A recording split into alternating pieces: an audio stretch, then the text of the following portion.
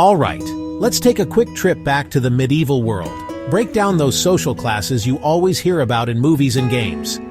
Trust me, it's not as simple as peasants versus knights. There's a whole pyramid here. Everyone had their place, whether they liked it or not. At the very top, you've got the king.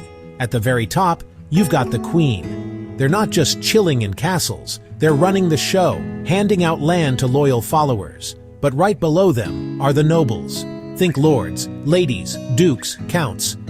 These folks owned massive estates and had a ton of power. Their job? Keep the land in order, collect taxes, and provide soldiers when the king demanded. Next up, the knights. Now, knights weren't just sword-swinging heroes. They were actually the muscle for the nobles, protecting their lands and keeping the peace. Becoming a knight wasn't easy. You started as a page, then a squire, and if you were lucky and rich enough, you got that shiny armor. Below the knights, you've got the clergy, the church people. Bishops and abbots could be as powerful as nobles, sometimes even more so. The church owned land, controlled education, and basically had a say in everything from laws to daily life. And finally, the majority, peasants and serfs. These were the folks working the land, growing the food, and making sure everyone else could live their fancy lives.